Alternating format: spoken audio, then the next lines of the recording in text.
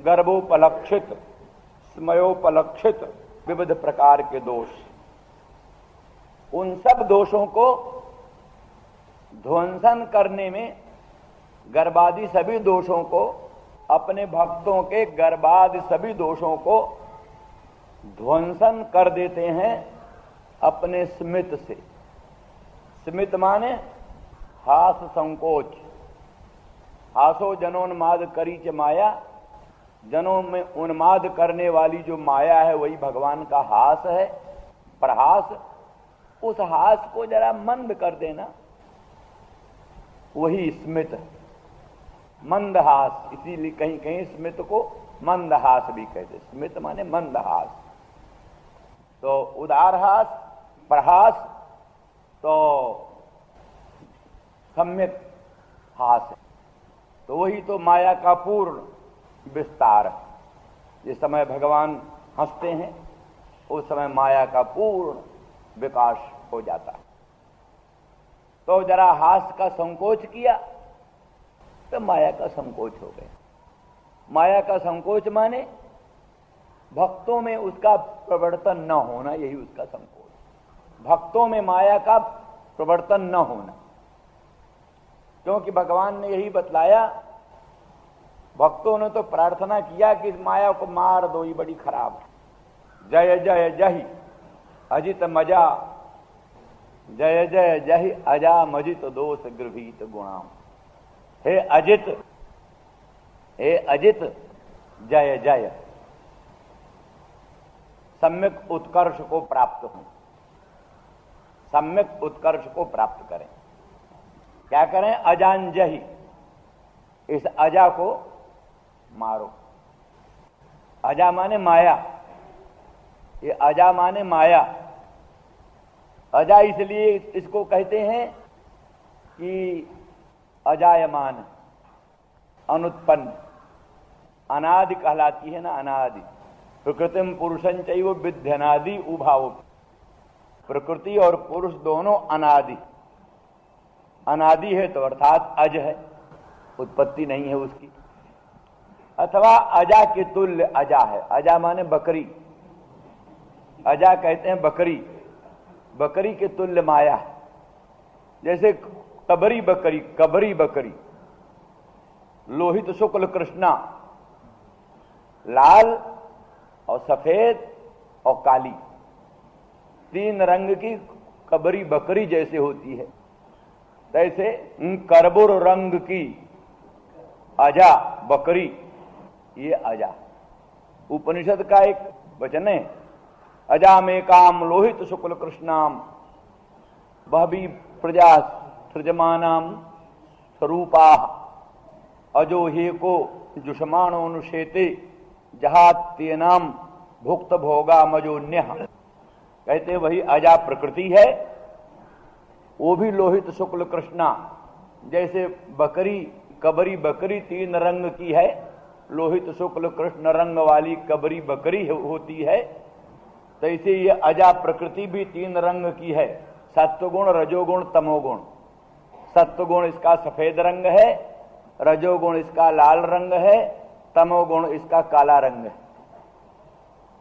तो तीन रंग की जैसे कबरी बकरी होती है, तैसे तीन रंग की लोहित शुक्ल कृष्ण रंग वाली, सत्व रज तम तीनों गुणों वाली ये प्रकृति माया भी अजा।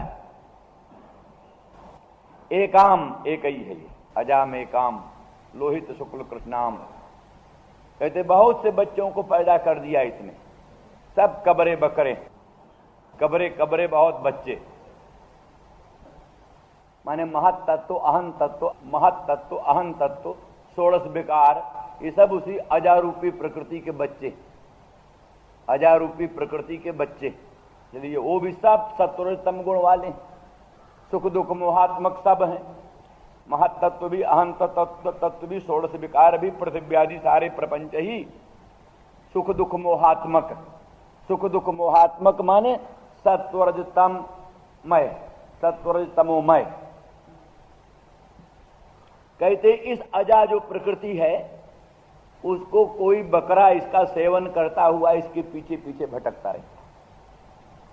अजो हे को जुषमाणोनुषेते, जैसे कबरी बकरी का अनुसरण करने वाला कोई बकरा होता है, वो उसका पीछा करता हुआ, अनुसरण करता हुआ उसके पीछे लगा रहता है।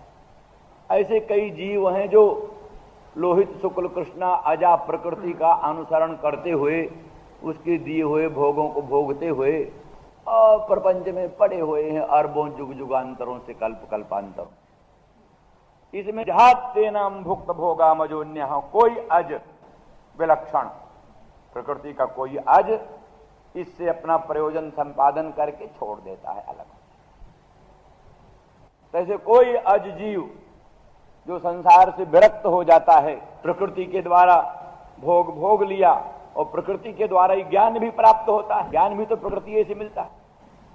देह प्रकृति से मिली, इंद्रियां प्रकृति से मिली, मन प्रकृति से मिला, बुद्धि प्रकृति से मिली। प्रकृति ना हो तो कहां से देह इंद्रिय मन बुद्धि अहंकार मिले? देह इंद्रिय मन बुद्धि अहंकार न मिले तो कैसे श्रवण करें, कैसे मनन करें, कैसे निधिध्यासन करें, कैसे विचार करें, कैसे तत्व ज्ञान प्राप्त करें? तो तत्व ज्ञान प्राप्ति का साधन भी प्रकृति है। सैसा प्रसन्ना वरदा नृणाम भवति मुक्ते, सा विद्या परमा मुक्तेर हेतुभूता सनातनी। ये प्रकृति के जड़ रूप को ही लेकर के ये प्रशंसा चल रही है।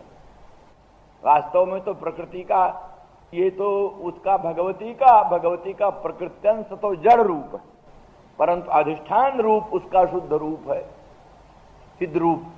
जा देवी सर्वभूतेषु स्थित रूपेण संस्थिता, अनंत चित, अखंड बोध, स्वप्रकाश चैतन्य, यही भगवती का वास्तविक रूप।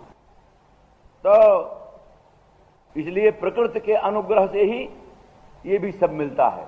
तो कोई जीव प्रकृति के अनुग्रह से भोगों को संपादन करके और अपवर्ग को संपादन करके भुक्ता संपादिता भोगा अपवर्गश्च जया सा ताम भुक्त भोगाम ताम अजाम अन्य जहाज। कोई जीव जिसने उससे भोग का संपादन कर लिया, अपवर्ग का संपादन कर लिया, फिर उसको छोड़ देता है। इस रूपक विन्यास की दृष्टि से प्रकृति को अजा का। तो जीव कहता है इस अजा को मारो, ये बहुत तंग कर रही, हमको परेशान कर रही। भगवान कहते गुणवती किमिति हंतव्या। गुणवती है भाई, जिसमें एक गुण होता है उसका हनन नहीं किया जाता। इसमें तीन गुण हैं, सत्व गुण है, रजोगुण है, तमो गुण है। गुणवती के हनन की प्रार्थना क्यों करते हो? गुणवती किमिति हंतव्या। तो बोले दोष गृहीत गुणाम दोषाय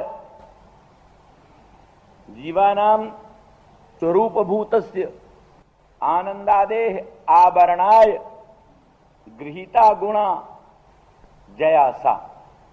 इसने जीवों को ठगने के लिए गुणों को ग्रहण किया। जैसे सोयरिणी बेश्या दूसरों को छलने के लिए अंगराग धारण करती है, भूषण धारण करती है, बड़ी शोभा आभा प्रभा धारण करती है, दूसरों को ठगने के लिए। सोयरिणी जैसे दूसरों को ठगने के लिए नाना प्रकार का गुण ग्रहण करती है, जैसे सोयरिणी की तरह ये दूसरों को प्रतारण करने के लिए, जीवों के आनंदादि स्वरूप को आच्छादन कर देने के लिए ही इसने गुणों को ग्रहण किया। अर्थात अजा प्रकृति के माया जाल में जो फंस जाते हैं, उनका स्वरूप भूत आनंद, स्वरूप भूत चैतन्य सब छिप जाता है, परावृत हो जाता है, कुछ पता ही नहीं रहता। परमानंद रूप होते हुए भी आनंद के भिखारी बने हुए गली गली भटकते हैं। परम चैतन्य रूप होते हुए भी ज्ञान के भिखारी बने हुए गली गली भटकते हैं। तो जीवों का जो आनंद चैतन्य आदि स्वाभाविक स्वरूप है, उसको आच्छादन कर देने के लिए, तिरस्कृत कर देने के लिए इसने गुणों को ग्रहण किया है। वास्तव में ये गुणवती नहीं है, दोषवती है, इसलिए इसका मारो बद करो। भगवान ने कहा तो कहीं हम पर न हमला कर दे, ये कैसे मारे? हम पर न कहीं हमला कर दे। तो बोले अजित, आप तो अजित, दुनिया कोई आपको जीत नहीं सकता, दुनिया का कोई व्यक्ति आपको जीत नहीं सकता। अरे भला अंधियारी रात्रि कभी सूरज के सामने खड़ी हुई? सरबरी, जो कि क्या नाम है, तमिस्रा सरबरी है, अंधकारमयी रात्रि है। वो कभी सूर्य नारायण के सामने खड़े होकर के संग्राम की घोषणा किया है? तमिस्रा रात्रि कहां सूर्य के सामने खड़ी होगी? जैसे अचिंत्य अनंत परमानंद घन परम स्वप्रकाश आपके सामने वो तत्वान्यत्वाभ्याम निर्वक्तुम अनर्हा अविचारित रमणीय माया एक मिनट खड़ी नहीं हो सकती, आपको जीतेगी। इसलिए इस माया को जय। ये सब जीव ने प्रार्थना किया और भगवान है परम दयालु, जीव की बात भी सुनते हैं, लेकिन माया को मारा नहीं भगवान। क्यों? माया भगवान की भक्त है, माया भगवान की भक्त है, इसलिए भगवान ने माया को मारा नहीं, किंतु जीवों को उपदेश कर दिया, कहा एक मार्ग तुमको बताते हैं, उस मार्ग से तुम चलो, माया तुमको न सताएगी। क्या? मामेव जे प्रपद्यन्ते माया में तांतरंते, ये मेरी शरण होते हैं, माया उनको नहीं सताती। बाकी वैसे इसका अतिक्रमण करना बड़ा कठिन है। दैवी है सा गुणमयी मम माया दुरत्यया। भगवान कहते देवस्य स्वप्रकाशस्य परब्रह्मणः इयम दैवी, दैवी माया गुणमयी सत्वरज तमोमयी, सत्वरजतम सत्वरजस्तमोमयी, ये माया गुणमयी। जैसे कई लौर की रस्सी होती, 3 लौर की रस्सी, 3 बल की, क्या कहते हैं, त्रिबली, 3 लौर की रस्सी जैसे होती है, ऐसे ये सत्व रजतम तीनों गुणों से बटी हुई रस्सी है। 3 लौर की रस्सी को कोई सासा तोड़ना चाहे तो तोड़ सकेगा। सत्व रजतम तीनों गुणों से गुणात्मिका 3 लौर की ये बनी हुई माया दुरत्यय, दुरत्यय है, इसका कोई अतिक्रमण नहीं कर सकता। सुर ब्रह्मादिक देख देख डराही, अपर जीव के ही लेखे माही। ब्रह्मादि देव शिरोमणि भी इसको देखकर डरते हैं, ब्रह्मादि देव शिरोमणि भी इसको देखकर डरते हैं। नर पामर के ही लेखे माही, और नर कोई उसके उसमें क्या। कहते हैं किसी संत को माया सामने मिली, लगाम उगाम बहुत से लिए थे, कई लगाम। संत ने कहा है तुम कौन हो? कहने लगे हम माया। कहने लगी लगाम काहे को लियो? कहने लगे जो बड़े बेढप भक्त हैं, किसी बस में नहीं आते, उनको लगाम लेकर उनके ऊपर चढ़ जाती। कहा हमारे जैसे लोगों के लिए लगाम? अरे तुम्हारे लिए क्या लगाम हो, तुम्हारे लिए तो बिना लगामे के चढ़ जाएंगे। तो बड़े बिगड़े महात्मा है। तो ठीक है, कहीं महात्मा अपने स्थान में बैठे थे, वर्षा आ रही थी, बड़ा भयंकर जो है सो जाड़ा पड़ रहा था, वायु भयंकर चल रही थी, अंधेरी रात हो रही थी। उस समय कोई एक लड़की जाड़े में ठिठुरती हुई, परेशान होती हुई, बड़ी कोमलांगी, बड़ी सुंदरी और बड़ी दयनीय हालत में आती है। महाराज परम दयालु परम कृपामय, आप अब हमको कहीं प्रश्रय दें, हम कहाँ जाएंगे, क्या करेंगे? कहा अच्छा, यहाँ तो ठीक नहीं रहना तुम्हारा, तुम पार चली जाओ, तुम्हारा घर पार है। कहा हाँ महाराज, तो फिर हमको पार कर दो किसी तरह। पार करने चले महात्मा, नदी का जल बढ़ता चला, नदी का जल बढ़ता चला, वो बेचारी घबराने लगी, डरने लगी, डूबने को तैयार हुई। तो महात्मा ने उसको धीरे से अपने कांधे पर चढ़ा दिया। कांधे पर चढ़ा लिया, तब उसने पांव लगाया, कित कित, कहा बाबा चलो। तो आंखें खुल गई, अरे अरे तू है वही माया, हाँ ना, तुम पर चढ़ने के लिए क्या जरूरत है। तो कहा तो ऐसे भी कोई हैं जिन जो आपके लगाम से भी बस में ना हुए। कहा हाँ ऐसे लोग, ऐसे भी उजड्ड लोग हैं जिन पर हमारी लगाम उगाम कुछ नहीं काम। चलो दिखाऊं। कोई महात्मा गंगा किनारे अपना बैठे थे समाधि। गांव की बहुत सी औरतें आईं, उनको खूब पूजा किया, चंदन चढ़ाया, माला चढ़ाया, ये चढ़ाया वो चढ़ाया, कुछ नहीं। महात्मा ने देखा ही नहीं आंख उठाकर। वहीं एक बच्चा छोड़ गई, महाराज जरा इस बच्चे को ध्यान रखना, हम लोग नहाने जा रही। नहाने गई, बच्चा वहीं खेल रहा था।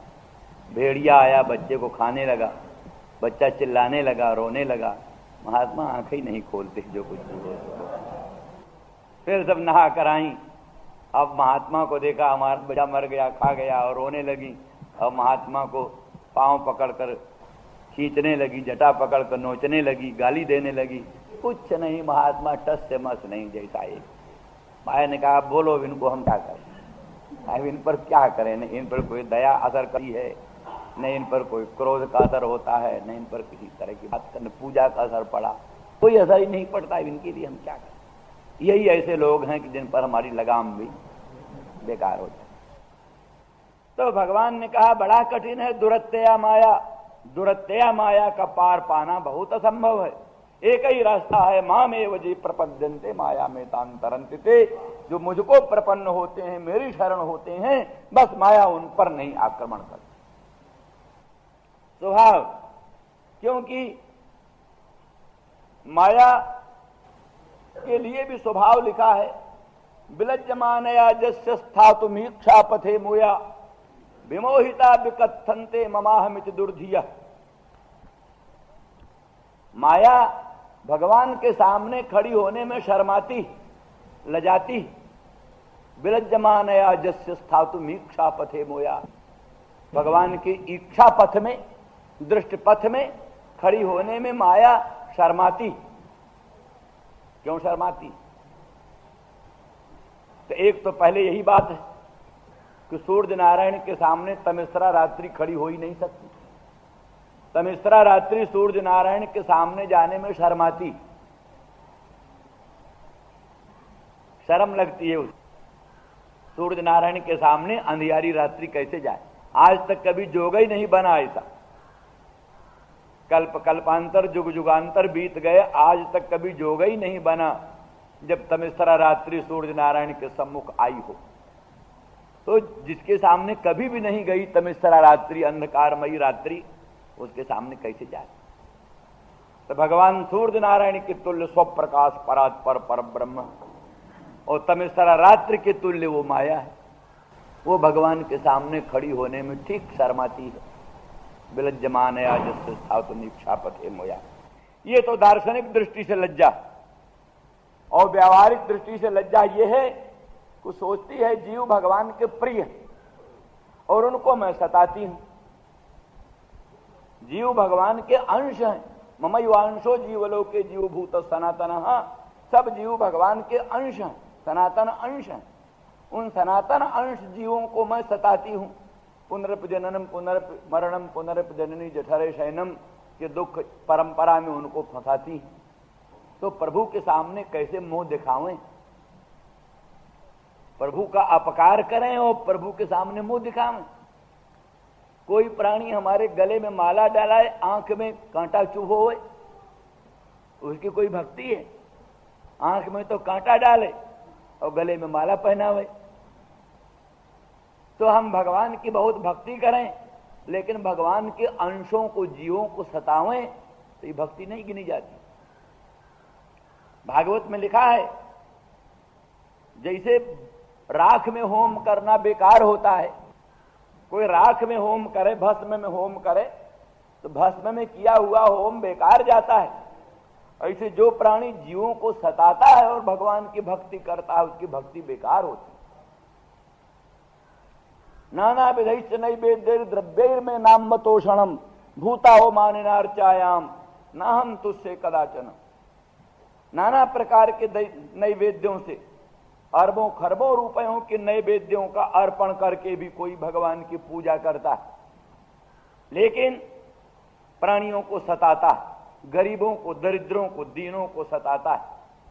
खूब मंदिर की पूजा कर रहे हैं, घंटा घड़ियाल बजा रहे हैं, 56 भोग समर्पण कर रहे हैं, पर कोई भूखा आदमी आया, एक रोटी का टुकड़ा हमको दो, तो उसको डांट करके दूर भगा दिया, मंदिर के पार जाओ, यहाँ खड़े मत हो, खबरदार। तो ऐसे लोग जो है, जो अरबों खरबों रुपए खर्च करके भगवान की पूजा करते हैं, वो किसी दरिद्र को, किसी दीन को, किसी दुखी को एक रोटी का टुकड़ा देने में भी हिम्मत नहीं करते और अपमान करते हैं, तिरस्कार करते हैं प्राणियों का, उनकी पूजा से भगवान कभी प्रसन्न नहीं। जैसे राख में होम करना बेकार होता है, ऐसे प्राणियों के अपमान करने वाले प्राणी द्वारा की गई पूजा भी उसी प्रकार की बेकार हो जाती है।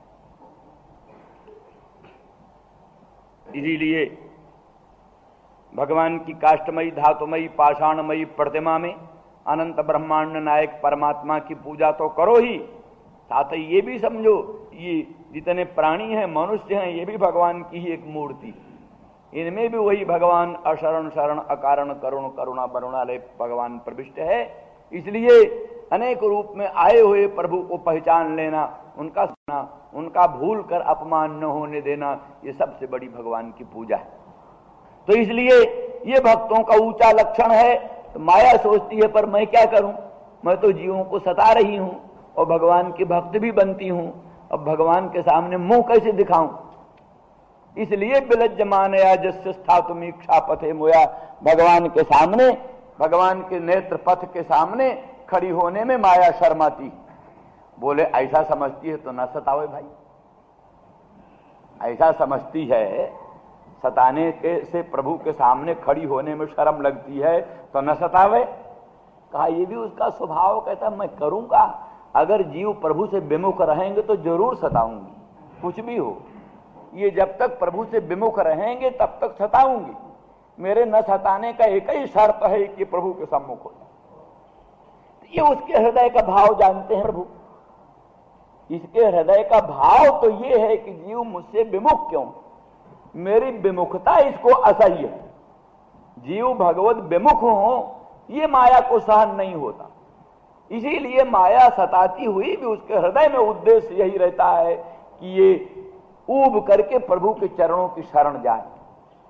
तो हृदय का उसका उद्देश्य पवित्र होने के कारण भगवान माया को मारते नहीं, माया का हनन नहीं करते, किंतु भक्तों को उपदेश करते हैं कि भाई माया से पार पाने का रास्ता यही है कि तुम मेरी शरण आ जाओ, बस मामेकं शरणं व्रज, मुझ अनंत ब्रह्मांड नायक सर्वेश्वर सर्वशक्तिमान परात्पर पर ब्रह्म प्रभु की शरण आ जाओ, फिर माया तुमको न सताएगी, बिल्कुल नहीं सताएगी।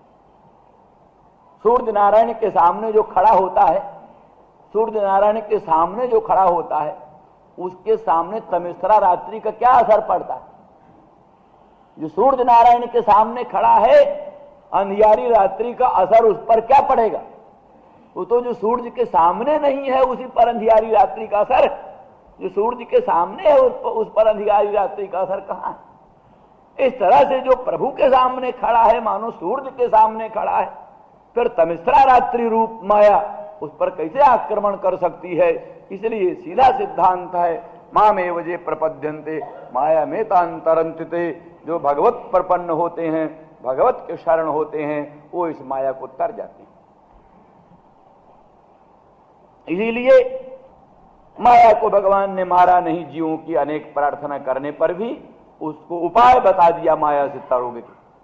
तो इसी तरह से यहां पर भी स्मित कहा, समय निज जनों के जो समय है, भगवत भक्तों के जो समय है, गर्भादि दोष, गर्भ अहंकार काम क्रोधादि दोष, उन दोषों के ध्वंसन के लिए स्मित माने हास संकोच, हास रूपी माया उसका संकोच, यही है स्मित, मधुर मुस्कुरान जिसकी, अर्थात भक्तों के अहंकार आदि दोषों को दूर करने के लिए भगवान माया रूपी हास को जरा संकुचित कर लेते हैं, अर्थात उसका भक्तों के भीतर उसकी प्रवृत्ति को रोक देते हैं। भक्तों के विषय में माया की प्रवृत्ति नहीं होती, भक्तों के विषय में माया की प्रवृत्ति नहीं होती। भक्तों में माया की प्रवृत्ति न होने पर कामादि दोष अपने आप ही प्रशांत हो जाते। क्यों? तो माया का विलास है, माया संकुचित हुई कि माया विलास खत्म हुआ अपने आप। इसलिए निज जनस्मय ध्वंसन स्मित,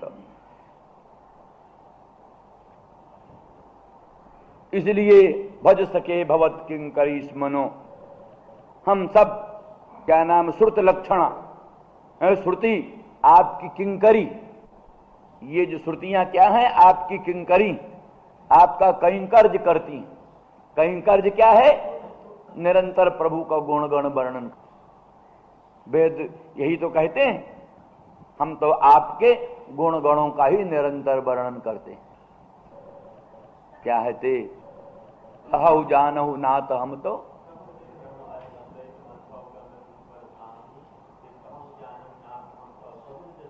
सगुण जस नित गावहीं। वेद ही कहते, वेद स्तुति। रामायण में वेद स्वयं प्रकट होकर के रामचंद्र राघवेंद्र भगवान की स्तुति करते हैं।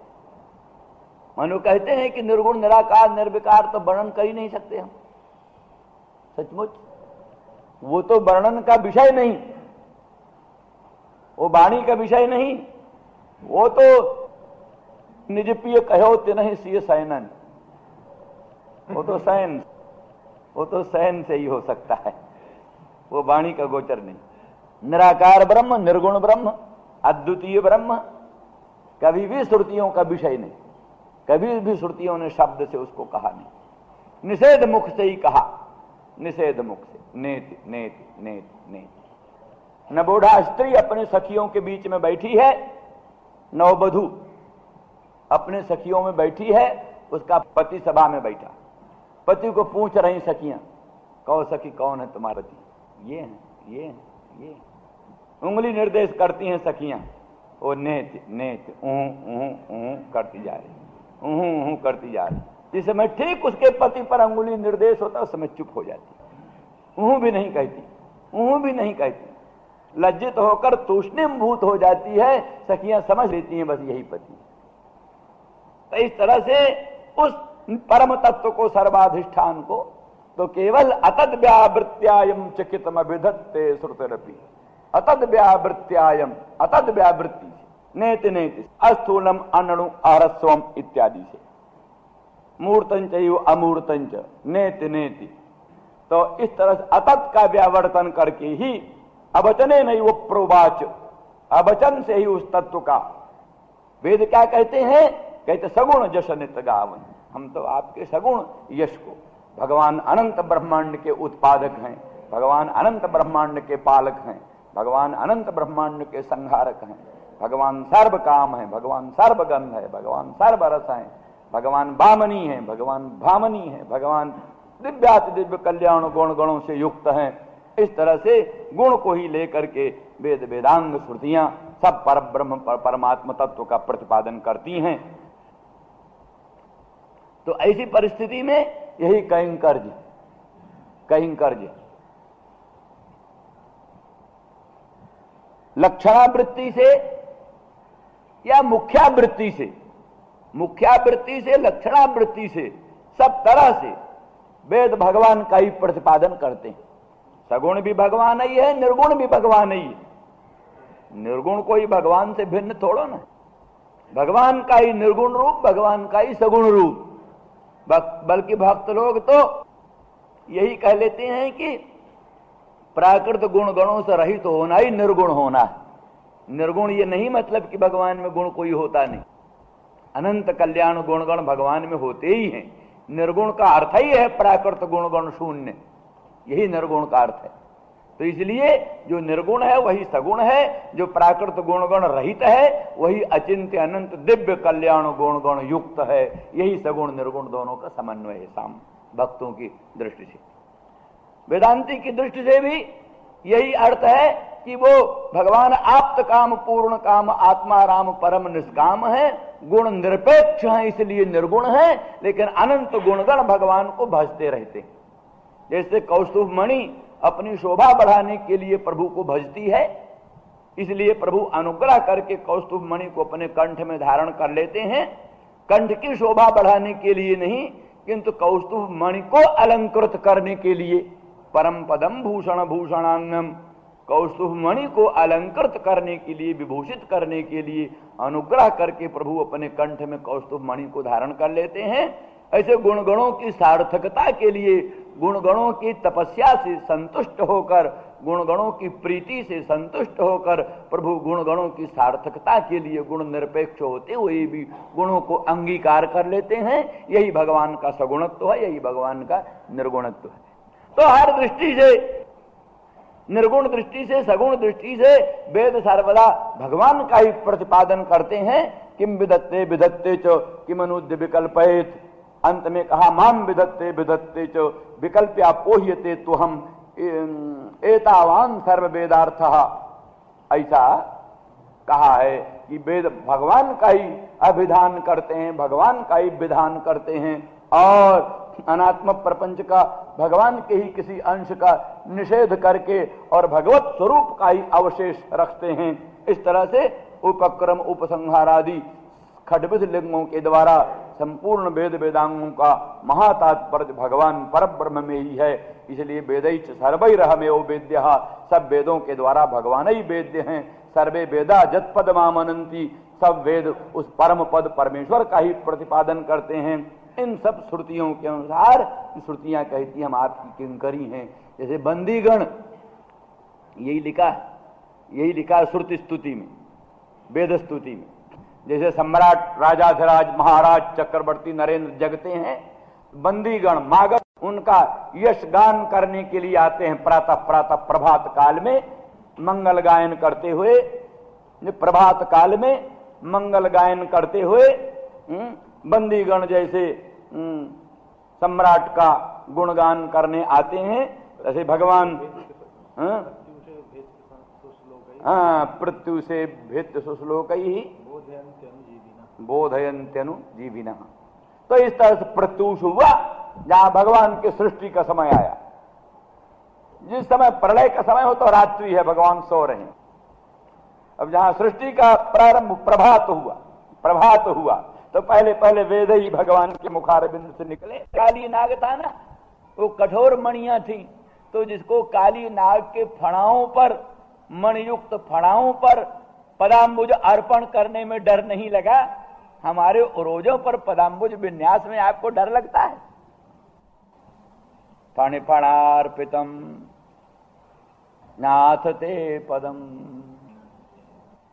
इसलिए नाथ, हे प्रभु, श्याम सुंदर ब्रजेंद्र नंदन मदन मोहन कृष्णचंद्र, अनुग्रह करके अपने मंगलमय पदाम्बुज से हमारे उर स्थल को अलंकृत करें और जितने हृच्छयादि ताप हैं उन तापों का अपनोदन स्वतः हो जाए।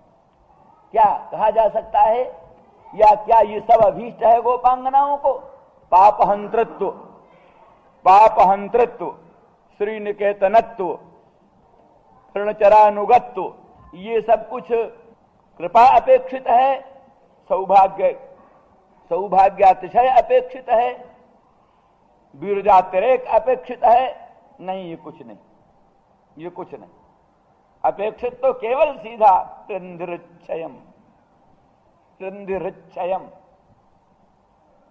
केवल जो हमारे हृदय में शयन, हृदय में सोने वाला, हृदय में रहने वाला, हृदय शेते तिरच्छय, हृदय में रहने वाला हृच्छय, भगवत विषयणी उत्कट उत्कंठा, भगवत सम्मिलन विषयणी उत्कट उत्कंठा, वही स्मरणम स्मरः, सोत्कंठ सानुराग, सातत्तेन स्मरणम ही स्मर है।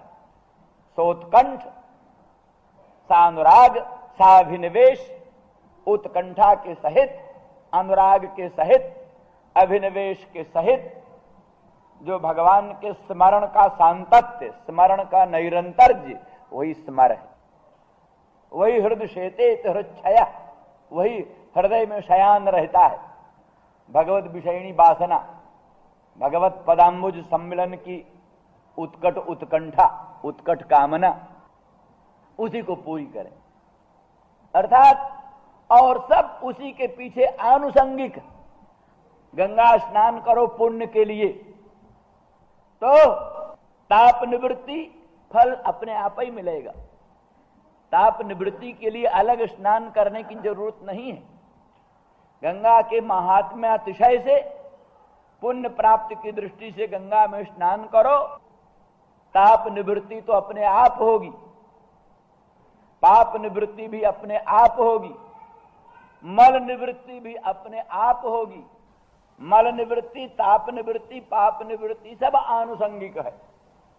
शुद्ध महात्म्य अतिशय से गंगा में स्नान करना, तो शुद्ध भगवत सम्मेलन की दृष्टि से, भगवत पदाम्बुज सम्मेलन की दृष्टि से और प्रभु का स्मरण करना, प्रभु की प्राप्ति का प्रयास करना, और सब चीजें जो है कृपा स्वाभाविक प्राप्त होगी, सौभाग्य अतिशय स्वाभाविक प्राप्त होगा। प्रभु के वीर्यातिरेक जनित रक्षण आदि सब अपने आप ही प्राप्त होंगे, उसके लिए अलग प्रयास की अपेक्षा नहीं। इस तरह से गोपांगना प्रेम मार्ग की आचार्या, ये तो कही चुके हैं प्रसंगानुसार कि काम का विकार, कंदर्प का विकार अवस्था के अनुसार किसी के हृदय में प्रकट होता है। 16 वर्ष की अवस्था होने पर, 15 वर्ष की अवस्था होने पर यथावसर यौवन काल में कामादिकों का उद्रेक होता है, किंतु गोपांगनाओं के हृदय में तो बाल्यावस्था से, बालिका थी, उत्पन्न होते ही बालिकाएं उत्पन्न हुई, उत्पन्न होते ही कृष्ण राग में अनुरक्त हुई। फिर उनके जैसे जैसे बढ़ती गई, उनके अंतःकरण में, अंतरात्मा में, प्राणों में, रोम रोम में सांग श्यामांग श्री कृष्णचंद्र भरपूर हो गए। तो जिनके अंग अंग में, रोम रोम में, प्राणों में, अंतरात्मा में, अंतःकरण में सांग श्यामांग श्री कृष्णचंद्र भरपूर हैं, फिर यौवन काल में भी अनंग संचार का भी अवकाश कहां, जगह कहां है? जगह हो, सांग श्यामांग से भरपूर अंतःकरण अंतरात्मा जिनका है, उनके यहां अनंग का अवकाश कहां? इसलिए अनंग वनंग कुछ नहीं है। ये तो सिर्फ इस दृष्टि से कि भगवत विषयणी उत्कट उत्कंठा व्यक्त करके भगवन्निष्ठ भावोद्दीपन करने की दृष्टि से, भगवन्निष्ठ भावोद्दीपन की दृष्टि से इस प्रकार के उनके शब्द विन्यास हैं। प्रणत देहि नाम पाप कर्षणम, इसीलिए ऐसे भक्तों के संबंध में, ऐसे भक्त जो हैं, जो केवल मात्र एकमात्र शुद्ध प्रेम का ही महत्व जानते और कुछ नहीं जानते, ऐसे ही प्रेमी भक्तों के लिए भगवान फिर ये बोल जाते, सब मम प्रिय नहीं तुम ही समाना, मृषा न कहूं मोर यह, अनुज राज संपत्ति वैदेही, देह गेह परिवार सनेही, सब मम प्रिय नहीं तुम ही समाना, मृषा न कहूं मोर यह बान। अंधेर खाता की बात भगवान ने कह डाली। अनुज भरत आ गए, लक्ष्मण आ गए, जिसके प्रेम की महिमा बड़ी जबरदस्त, उस दिन स्वामी जी ने भी कहा था और रामायणी जी ने भी कहा था, भरत की भी महिमा और लक्ष्मण की भी महिमा, उनके प्रेम का मुकाबला करने वाला दुनिया में कोई हुआ ही। भरत का प्रेम, लक्ष्मण का प्रेम, कितना ऊंचा प्रेम। अनुज राज, अयोध्या का राज्य, अनंत ब्रह्मांड का राज्य, अनुज राज संपत्ति, और जाने दो वैदेही, जिसके लिए हा सीते मृगलोचने करते हुए वन वन में भटक रहे थे, कहीं किसी लता का आलिंगन, कहीं किसी वृक्ष का आलिंगन, कहीं किसी शिला का आलिंगन करते हुए पागलों की तरह भगवान रामचंद्र राघवेंद्र परात्पर पर ब्रह्म प्रभु पागल हो रहे थे। वो सीता, वैदेही, देह मेरा ये देह, गेह घर परिवार, स्नेही, सब मम प्रिय नहीं तुम ही समाना। हे बंदरों से, भालुओं से बोल रहे हैं, हे भालुओं, हे बंदरों, सब मम प्रिय नहीं तुम ही समाना, तुम्हारे समान कोई प्रिय नहीं। लक्ष्मण भी प्रिय नहीं, शत्रुघ्न भी प्रिय नहीं, भरत भी प्रिय नहीं, वैदेही भी प्रिय नहीं, सब मम प्रिय नहीं तुम ही समाना। है ना अंधेर खाते की बात। सब मम प्रिय नहीं तुम ही समान। और झूठ बोल रहे हो महाराज, हमको प्रसन्न करने के लिए बोल रहे होगे, कैसे मृषा न कहूं मोर यह बाना। झूठ बात नहीं कर रहे, मेरी ये बाना ही, मृषा न कहूं मोर यह बाना। तो गोस्वामी तुलसीदास जी ने कोई अपने दिमाग का फितूर कह डाला हो सो बात नहीं। श्रीमद् भागवत में यही शब्द क्या है बोलो, न तथा में प्रियतमो आत्मजो निर्न शंकर न च संकर्षणो न स्त्रीर नैवात्मा च यथा भवान। कहते मेरे प्रियतम आत्मयोनि ब्रह्मा भी इतने मुझे को प्रियतम नहीं। कृष्ण भगवान बोल रहे हैं भागवत में 11 स्कंध में उद्धव, हे उद्धव, आत्मजोनि ब्रह्मा मुझको उतना प्रिय नहीं है। शंकर हमारा स्वरूप ही है, वो भी हमको इतने प्रिय नहीं है। न तथा में प्रियतमो आत्मजो न शंकर न च संकर्षण, दाऊ भैया बलराम वो भी इतने प्रिय नहीं है। न स्त्री, स्त्री जो है रुक्मिणी वो भी इतनी प्रिय नहीं है। ऐश्वर्याधिष्ठात्री महाशक्ति रुक्मिणी भी इतनी प्रिय नहीं। न च संकर्षणो न स्त्री नैवात्मा च, मेरा ये आत्मा भी मुझको उतना प्रिय नहीं है। जथा भगवान, जथा भक्ता कहने के प्रसंग में सामने उद्धव खड़ा है, जथा भगवान, तुम जैसे प्रिय हो ऐसे कोई प्रिय नहीं। किसी प्रसंग में कह दिया तय मम प्रिय लक्ष्मण ते दूना, ऊना तय मम प्रिय लक्ष्मण ते दूना, लक्ष्मण से दूना प्रिय। भरत होते मोहि अधिक प्यारे, भरत होते मोहि अधिक प्यारे। इन बंदरों को बोले, बंदरों को भालुओं को, भरत होते मोहि अधिक प्यारे। ये सब क्या कहोगे, इसको अर्थवाद कहोगे, प्रशंसा कहोगे? साहब वही मना कर रहे हैं, मृषा न कहूं, इसमें कोई कल्पना की बात मैं नहीं करता हूं। मोर यह बाना। तो इसलिए यहां सार ये है कि आत्मयोनि ब्रह्मा पुत्र, शंकर आत्मा, संकर्षण भाई, स्त्री अपनी पतिव्रता पत्नी है, आत्मा अपना शरीर स्वाभाविक प्रेमास्पद होता है। लेकिन सबसे अधिक प्रिय भक्त, सबसे अधिक प्रिय भक्त, दूसरे प्रसंगों में भी कहीं एक जगह कहा, छिंद्याम स्वबाहुमपि प्रतिकूल वृत्तिम। सनकादिकों के संबंध में ब्राह्मणों से उनकी स्तुति करते हुए, प्रशंसा करते हुए कहते छिंद्याम स्वबाहुमपि, मैं अपने बाहुओं को भी काट डालूं अगर तुम्हारे विपरीत, मेरे बाहु भी तुम्हारे भी विपरीत चेष्टा करने लग जाए, ये मेरे भुजा अगर तुम्हारे विपरीत चेष्टा करने लग जाए तो इन बाहुओं को भी काट के अलग कर दें। कितना प्रेम प्रभु का, न ब्राह्मणान में दई।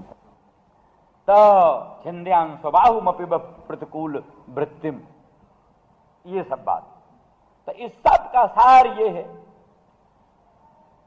कि और सब में प्रेम नहीं है ऐसी बात नहीं, प्रेम है सब में।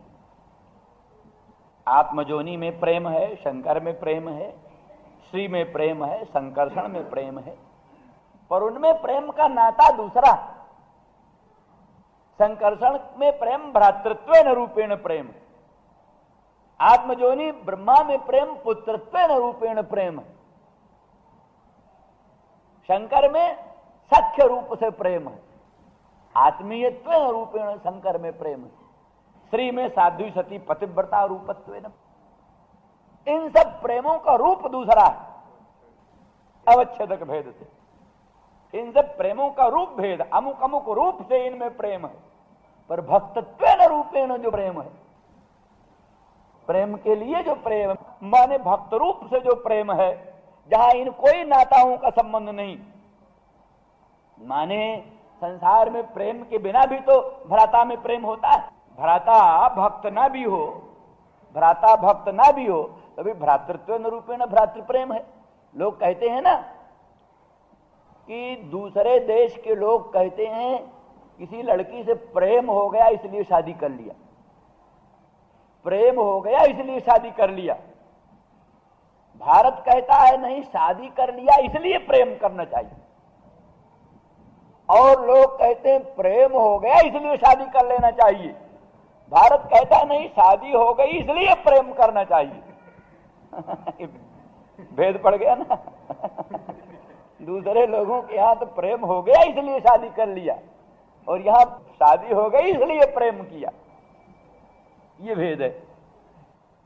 तो इसलिए भारतीय दृष्टि से शादी हो गई इसलिए प्रेम होना था। साधु सती पतिव्रता पत्नी में प्रेम इसलिए कि शादी हो गई इसलिए प्रेम करना था। भारतीय आदर्श यही है, भ्राता है इसलिए प्रेम है। पर ये बंदर भ्राता हो चाहे ना हो उनमें प्रेम, पत्नी हो चाहे ना हो तो भी उनमें प्रेम। माने दुनिया में जो प्रेम के नाते हैं, हेतु हैं, अमुक अमुक हेतु से प्रेम होता है। शादी हो गई, ये पत्नी है इसलिए इसमें प्रेम, सहेतुक प्रेम, सहेतुक प्रेम। पत्नी है इसलिए प्रेम, भ्राता है इसलिए प्रेम, पुत्र है इसलिए प्रेम। हेतु से प्रेम, हेतु से प्रेम जिनमें है वो प्रेम सोपाध प्रेम, सोपाधिक प्रेम। बिना हेतु का जो प्रेम है वो निरुपाधिक प्रेम है।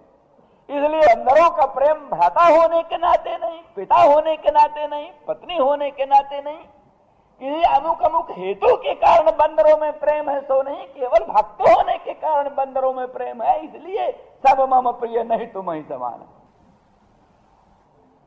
तात्पर्य है कि और जगह के प्रेम के हेतु है, कारण है, यहाँ हेतु नहीं। तो जिस प्रेम में हेतु है वो प्रेम कमजोर है, बता चुके हैं अभी पहली व्याख्या में बतला चुके हैं। जिस प्रेम में हेतु ढूंढा गया वो प्रेम कमजोर है। जिस प्रेम में हेतु नहीं है कुछ, बिनु हेतु जो प्रेम है उस प्रेम का दर्जा सहेतु प्रेम से ऊंचा होता है। तो इस प्रेम में कोई ना कोई हेतु है, इसलिए हेतु की दृष्टि से जो प्रेम है उस प्रेम में कमी है। और इसलिए अब उनका सेवा बहुत, अब लक्ष्मण का स्वाभाविक कर्तव्य है। भ्राता के नाते लक्ष्मण का स्वाभाविक कर्तव्य है जाग जाग कर भ्राता का रक्षा करना, पहरा दे। और जो भ्राता नहीं है, कुछ नहीं है, वो क्यों ऐसा करे? तो जहां भ्राता होने के नाते नहीं, पत्नी होने के नाते नहीं, पुत्र होने के नाते नहीं, अमुक अमुक होने के नाते नहीं प्रेम है, किंतु स्वाभाविक प्रेम है, निरुपाधिक प्रेम है। इसलिए सोपाधिक प्रेम की अपेक्षा निरुपाधिक प्रेम का उत्कर्ष। दूसरी दृष्टि ये होती है, कोई प्राणी घर में केवल 3 पाव आटा है, 3 छटाक दाल है, 1 पाव चावल है, भोजन बना, खाने वाली पत्नी है, पुत्र, भ्राता, स्वयं मालिक। तथापि अतिथि का सत्कार, सबका पेट काट कर अतिथि का सत्कार करते, पत्नी से भी, पुत्र से भी, भ्राता से भी, अपने से भी, सबका पेट काट कर अतिथि का सत्कार करता है।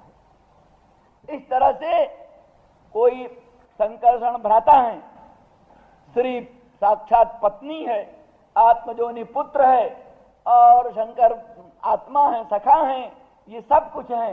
लेकिन इन सब की अपेक्षा भक्त अतिथि तुल्य जो भक्त है, जहां कोई किसी प्रकार के ये लौकिक नाते नहीं, वो जो भक्त आया है, भक्त के साथ संबंध हुआ है, भक्त के साथ भक्ति निमित्तक जो भक्त की शरणागति है, उस शरणागति के सामने सबसे अधिक उत्कर्ष, जैसे यहाँ पत्नी और पुत्र और आदिकों से भी अन्न लेकर के, माने उनसे अधिक उत्कर्ष ही समझ करके ना सबका अन्न लेकर के अतिथि को देता है, उत्कर्ष ही ज्यादा समझ करके ना।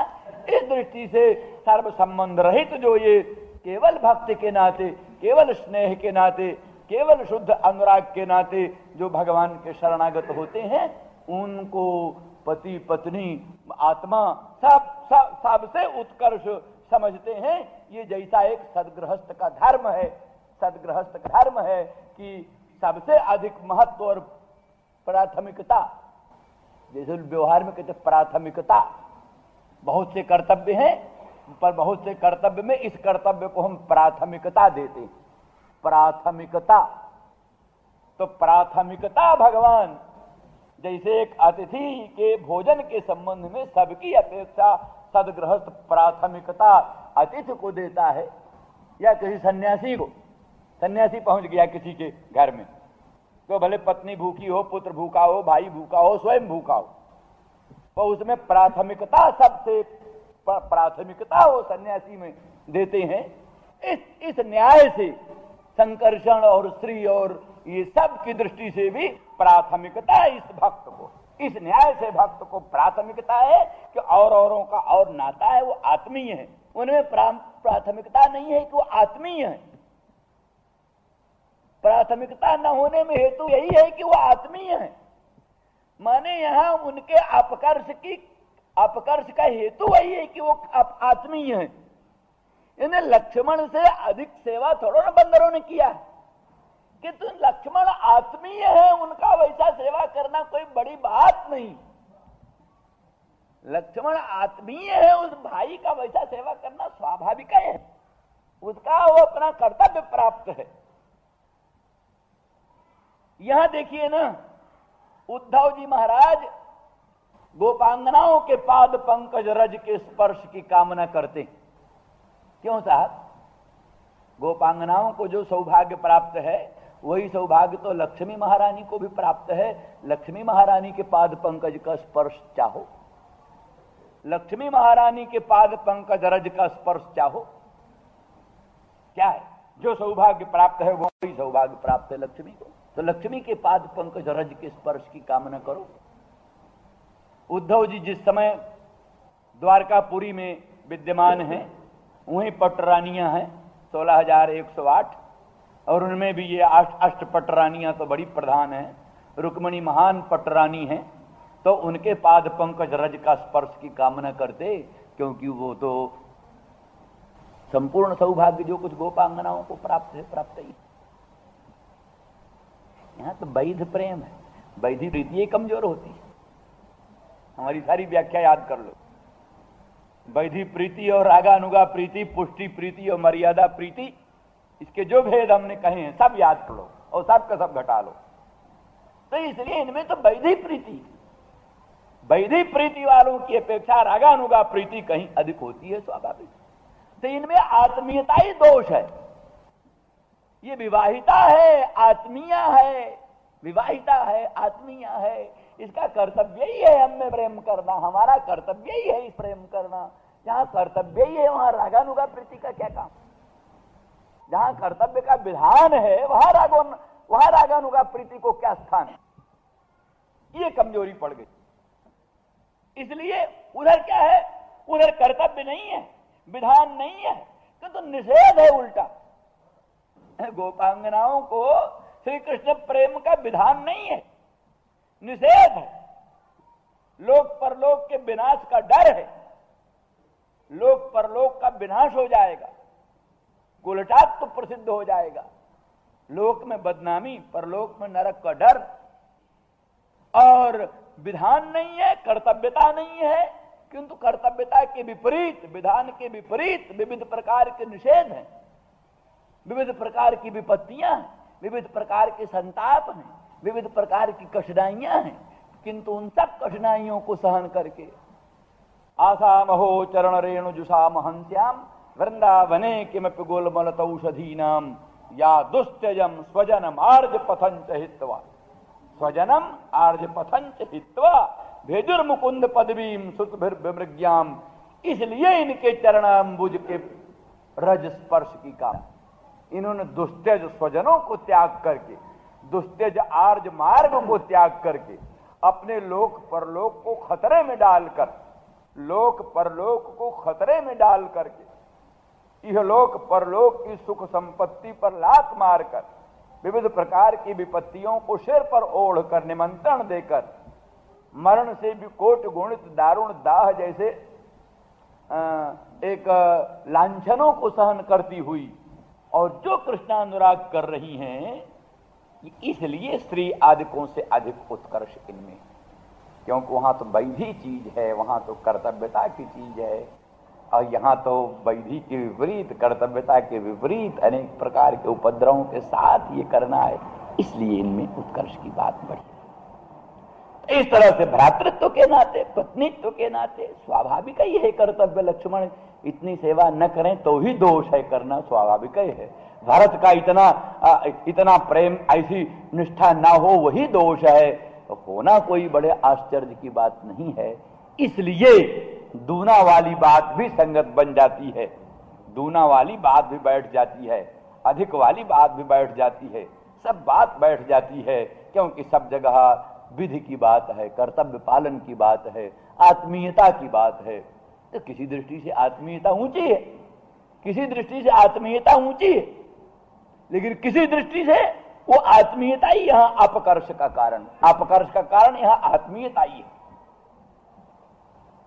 बाकी फिर दूसरी दृष्टि से ये देखना है कि यहां जो इनकी विवक्षा है, यहां जो इनकी विवक्षा है, वो विवक्षा केवल उस नाते, भ्राता होने के नाते, पत्नी होने के नाते, आत्मयोनि होने के नाते जो प्रेम है, उस प्रेम की दृष्टि से ही इनमें उत्कर्ष है। लेकिन उनमें प्रेम भी जो है, उनमें प्रेम भी जो है, जैसे मान लिया नंदरानी यशोदा, अब यशोदा माता भी है, माता भी है, लेकिन उसका स्वाभाविक प्रेम उतना ऊंचा है कि माता का प्रेम उससे कमजोर पड़ गया। केवल माता होने के नाते जो प्रेम है वो भी प्रेम है, लेकिन स्वाभाविक प्रेम इतना ऊंचा बढ़ गया है कि माता होने का प्रेम उससे कमजोर हो गया। तो इसलिए यशोदा रानी उस कोटि में नहीं आती, यशोदा रानी के संबंध में ये नहीं बोल सकते। इस दृष्टि से भरत में, लक्ष्मण में भ्राता होने के नाते तो उनका जितना प्रेम है उतना प्रेम है, उस प्रेम की दृष्टि से, भ्राता होने के नाते जो प्रेम है उस प्रेम की दृष्टि से ये कहा, अनुजराज सब मम प्रिय नहीं तुम ही समाना। लेकिन जो उनमें स्वाभाविक प्रेम का भी उत्कर्ष है, उस प्रेम को जिस समय विभक्त करते हैं तो उस समय पर वो प्रेम दुगुना हो जाता है। एक भ्राता होने के नाते तो जो प्रेम है सो है, लेकिन भक्त होने के नाते जो बंदरों में प्रेम है वैसा ही प्रेम भी उनमें है, इसलिए उनमें प्रेम दुगुना हो जाता है। एक तो भ्राता होने के नाते प्रेम, और उस अपने क्या नाम कर्तव्य पालन के नाते प्रेम, और दूसरा भक्त होने के नाते प्रेम। क्योंकि आखिर बंदरों में कोई चार चांद लगा है ऐसी बात तो नहीं, अरे वो तो भक्त होने के नाते बंदर में इस बात कही, इसीलिए उद्धव भी कहा, वहां कहा नैवात्मा यथा भवान। तो इसलिए अगर केवल बंदरे होते तो वहां उद्धव के लिए फिर ऐसे काहे कहते, और बंदरों में भी सैकड़ों बंदर हैं, लेकिन लाखों करोड़ों अरबों हैं। तो इसलिए इस सब में नाता वही भक्ति का, भक्ति का। तो जैसे बंदरों में भक्ति है, अगर भक्ति उसी प्रकार की भरत में है, भक्ति भी उसी प्रकार का क्या नाम शत्रुघ्न आदिकों में है, तो इसलिए फिर भ्राता होने के नाते तो जो प्रेम होना चाहिए सो है ही है, फिर भक्त होने के नाते जो उनका उत्कर्ष है वो जैसे यशोदा रानी का माता होने के नाते प्रेम होने पर भी और भक्त होने के नाते भी बड़ा ऊंचा प्रेम है। लेकिन यहाँ कथन का जो व्यवहार है वो केवल भ्राता आदिकों के नाते कहा गया, बाकी भ्राता होने के नाते और भक्त होने के नाते दोनों ही दृष्टि से जो उनका प्रेम है वो अत्यंत उत्कृष्ट है, इसलिए उसमें कोई अपकर्ष की बात नहीं आती। श्री राम जय राम जय जय राम, श्री राम जय राम जय जय राम, श्री राम जय राम।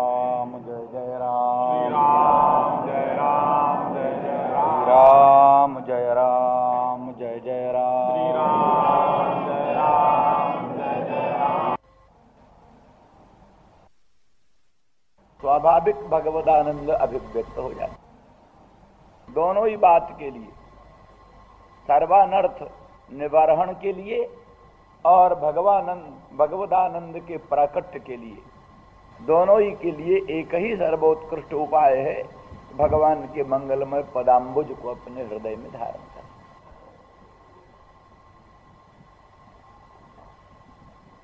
उसी में ये सब प्रमाण रूप से उपस्थापित करते हैं। वही कि बहुत बहुत कर्कश कठोर हैं तुम्हारे उरोज, अत्यंत कोमल पादारविंद का विन्यास कैसे करें, पीड़ा होगी। उसी का समाधान करती हुई कहती तृणचरानुगम। तृणचर जो हैं पशु गौ आदि, इतने आप परम दयालु हैं, इतने परम कृपा समुद्र हैं कि अपने अनंत ऐश्वर्य को, अनंत वैभव को, अचिंत्य अनंत दिव्य महात्म्य को भूल करके गौओं को चराते हुए उनके पीछे पीछे चलते। आप समझ लीजिए, अनंत कोटि ब्रह्मांड नायक सर्वेश्वर सर्वशक्तिमान भगवान जब गोचारण के लिए प्रवृत्त होते हैं तो गौ के प्रति कितनी भक्ति लोगों के मन में उत्पन्न होती थी। एक यहां था लॉर्ड लिनलिथगो, उसने अपना नियम बनाया बड़ी बड़ी गौशालाओं में जाने के लिए, अच्छे अच्छे साणों को देखने के लिए। अच्छे अच्छे साण, अच्छी अच्छी गांवों को, गौओं को देखता था, इनाम बांटता था। तो बड़े आदमियों की, सेठ साहूकार राजा रईस लोगों की गौशालाओं की तरफ प्रवृत्ति हो गई। वायसराय लॉर्ड लिनलिथगो साहब गौशाला में आएंगे, ये लोगों की बड़ी दिलचस्पी गौशालाओं की ओर हो गई। स्वभाव है, जग जगह चरते श्रेष्ठ तत्व देवे तो सरोजना। श्रेष्ठ लोग जैसा आचरण करते हैं दूसरे लोग उनका अनुकरण करते हैं। फिर आप कल्पना कर लीजिए, जिस समय चक्रवर्ती नरेंद्र महाराज दिलीप, अखंड भूमंडल के चक्रवर्ती नरेंद्र, लॉर्ड लिनलिथगो तो अखंड भूमंडल के चक्रवर्ती नहीं थे, वो तो एक राष्ट्र के वायसराय थे। उनकी प्रवृत्ति गौओं की ओर, साणों की ओर देख करके लोगों की अभिरुचि हो गई। जिस समय चक्रवर्ती नरेंद्र दिलीप शहंशाह, अखंड भूमंडल के सार्वभौम सम्राट दिलीप गौ के पीछे पीछे चलते हैं, पैदल चलते हैं, बिना पादत्राण के, बिना पादुका के, और गौ के पीछे पीछे चलते। छायेवताम भूपतिरन्नो गच्छति। जैसे छाया काया का अनुसरण करती, वैसे नंदिनी गौ का अनुसरण किया चक्रवर्ती दिलीप ने।